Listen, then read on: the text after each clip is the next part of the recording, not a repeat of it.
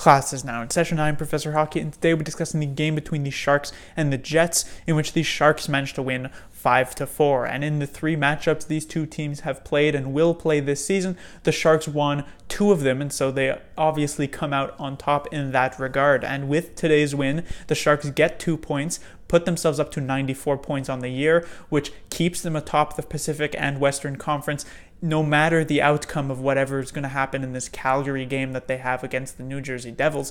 And considering the fact that the Boston Bruins lost to the Blue Jackets tonight, they actually move up to second place in the league, 16 points behind the Tampa Bay Lightning. So they're not catching them, but second place in the league is really the big race here that's coming up at this point. It's not first place in the league anymore, it's just second place. And the Sharks, with this 6-game winning streak they currently are on, are the team currently holding that position. The first period started out and it was a bit slow. Both teams seemed to be filling each other out. The Sharks needing to try and find their legs on the second half of a back-to-back here. And then it was Vlasic who broke through first, getting his second of the year, and that seemed to open the floodgates in this one. The Jets respond pretty much immediately, getting 2 quick goals from Kopp and Little to take back the lead. A few minutes later, it would be Gustav Nyquist, his first goal as a San Jose Sharks. That wasn't empty net. He tied it up at 2, and that was the score at the end of the first period. But the Jets had drew a penalty late in the first. They brought some of that time into the second period, and it would be Kyle Connor's 27th, which would put the Jets back into the lead by a single goal.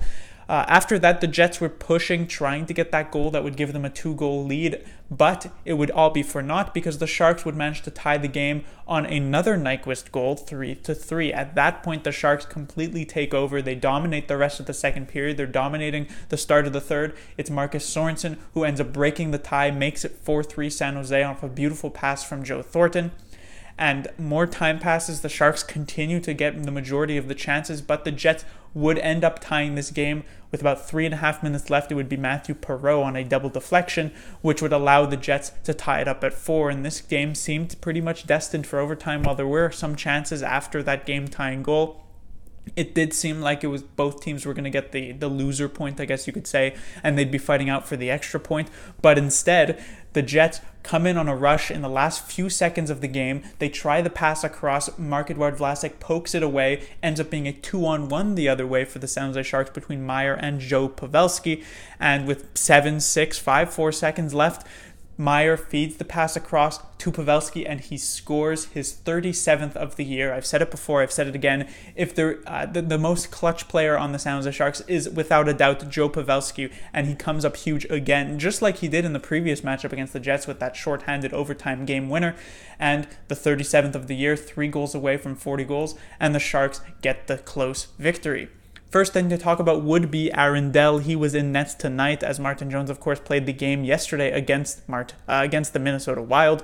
Interesting coaching decision to send in Martin Jones, the starter, obviously, against the easier team in Minnesota, and putting Dell here against the tougher team in Winnipeg. I guess DeBoer seeing it as maybe try and get the guaranteed points against the Wild, and then allowing Dell to try and get a good one against the Winnipeg Jets. But he was okay. I didn't think he had much of a chance on the Kopp and Little one. You could say he had a chance on the Connor one, but it was pretty unexpected play, and it was a very nice backhand shot. I didn't like his play on the Perreault one. This was a double deflection, but it's sort of going slow after it goes off the stick of Perreault, and it's fluttering. And I feel like Dell sort of just lost track of the puck, which makes him get up off the ice, which allows it to bounce right under him. I feel like with some better puck tracking, he'd probably be able to make that save, but he made some other nice saves during the rest of the night, and he didn't need to be superb as the Sharks managed to score 5 goals, so it wasn't a great game from Aaron Dell by any means, but it was enough, and he did manage to win the goalie duel against Connor Hellebuyck, who also somewhat struggled here tonight. Next, I will mention Tim Heed, a player who I haven't really mentioned all that much. He's been in the lineup, of course, for the last few games because Erik Karlsson continues to remain injured, and paired with Vlasic, he's actually been quite solid. Tim Heed, he was advertised as more of an offensive defenseman, and he has been getting some points here in his last 9 games now. I believe he has 7 points, but most importantly has been the improvements that he has made in his defensive game. Plus minus isn't a great stat, but I believe in these last 9 games he is a plus 13 +13, which is somewhat telling, including a +3 here tonight. And one thing that's actually most interesting about it is that playing with Vlasic, he's also sort of elevated Vlasic's game. Vlasic, of course, no secret that he has been having his struggles throughout this season, but he has actually looked pretty solid here at the side of Tim Heed. And while Vlasic hasn't been getting too many minutes, they have been a solid duo. And because of the fact that Šimek did get injured here early on tonight, that Tim Heed ends up getting 18 minutes. He was solid for the majority of those minutes. As I said, +3, was almost +4, but he was on the ice for that Matthew Perreault goal.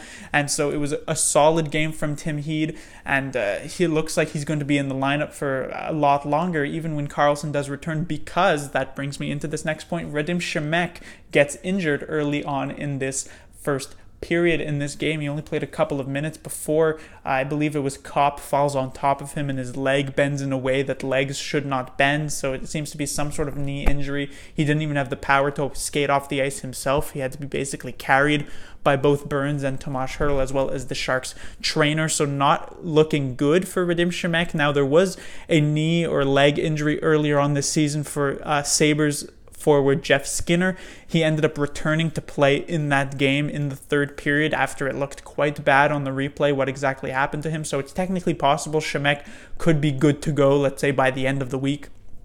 But that does seem unlikely. Of course, many Sharks fans will think back to the Joe Thornton injury last season against the same Winnipeg Jets when Mikhail Bodker falls on top of his leg. Joe Thornton did not play another game that season. Hopefully that doesn't happen here with Šimek. He's been a very good defenseman for the San Jose Sharks for the majority of the games he has played. He has looked good with Brent Burns. And the defenseman stepping into his role is Joakim Ryan, who's not the worst. And, you know, it's good that the Sharks did keep him around because he is a better option than, let's say, Jacob Middleton, who would have been the 9th defenseman. But we have seen time and time again this season in the games that Ryan has played that he doesn't really have the trust of Peter DeBoer. He would be getting pretty consistently benched in the third period. He wouldn't get that much PK time, while Šimek was not getting benched, was getting PK time. And so it could hurt both the team and it could hurt as well Brent Burns with Joakim Ryan coming back in the lineup, especially considering the fact he hasn't even played a game, I believe, since the All-Star break. And so he could be rough. It'll be interesting to see how he does perform in his first game against the Panthers, as long as Šimek actually is out. And hopefully Šimek, even if he is out for the rest of the season, this isn't super serious because he is pretty young still at age, 25 or 26. It would be tough to see sort of like a huge knee injury really impact his career for the long haul, because he does look to have a pretty solid career ahead of him, and it would be quite unfortunate to see that happening. Next, just a few other players I will mention. Joe Thornton, I thought, had a very solid game again offensively. He continues to just get better and better. You could tell early on in the season when he came back from that or that knee infection or that ankle infection or whatever was wrong with him, that he wasn't really still 100%. He still needed a lot of time to recover. But of course, Joe Thornton is going to be the player who comes back into the game as soon as possible. And you could tell he wasn't really ready, but now he's been given so much time to heal. That 10-game break for the All-Star break really seemed to help him, and he's just been dominating other teams' third lines when he has been on the ice. He's having such great chemistry with Sorensen. He got his 16th goal of the season, even some solid chemistry with Kevin Labanc. And Joe Thornton at this point, it is almost looking like vintage Joe Thornton with some of the passes he has been able to pull off. As I said, a very nice pass on the Marcus Sorensen goal. Another player to mention, Tomas Hertl, as he has another pretty solid game here tonight. Of course, he had that great goal against the Minnesota Wild last night. And I've mentioned before that while the Sharks have some great depth at forwards, they have some solid forwards, Meyer, Couture, Pavelski, they don't really have a game breaker. Well, the closest forward to that would probably be Tomas Hertl, as he's been doing a great job at dominating the ice. And while I don't think he's quite there yet, he's going to hit 70 points this season more likely than not. And going into the next year, he may actually arrive there. He has developed so much as a player. His previous career high was 46 points, I believe, last season. As I said, he could very well hit 70, which is a huge jump. He's still quite young. He's looking very, very good at center. And Tomas Hertl could end up being a game-breaking forward for the San Jose Sharks into the future. And they do have him locked up on a pretty reasonable salary for the next 3 years after this one. Another player to mention, as I said, Marc-Edouard Vlasic, a player who hasn't really gotten over 19 minutes in each of the past 4 games prior to this one, but because of the Shemek injury, he ended up being relied on heavily, got over 23 minutes in this one, as this was sort of like ice time he used to get previously before this season, and he really looked solid in this. It's very nice to see that he did look solid in this expanded role that he hasn't really seen in the past few games. He made that beautiful play in the last 10 seconds to interrupt the possible chance for the Jets and turn it the other way for the Sharks game-winning goal. And with now Karlsson still out, with Shemek out, hopefully Vlasic, and it's actually needed at this point that Vlasic can actually step back into that role that he used to have, where he was the Sharks' best defensive defenseman, because the Sharks would really need that at this point with the injuries they are dealing with. But that will do it for this review. The Sharks will be back in action on Thursday. They'll face off against a team that basically destroyed them the previous time they met, the Florida Panthers, who beat them 6-2. And maybe I shouldn't say destroyed, because this game was tied heading into the third period at 2, but it was the Panthers, thanks to some power plays, that managed to win it 6-2 with 4 goals in the third period. So the Sharks will look for a much better response in that one. Martin Jones was pulled in that previous matchup. He'll look to be a lot better in this one.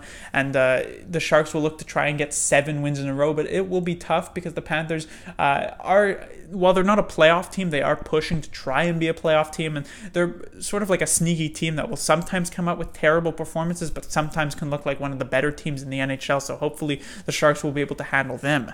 Class dismissed.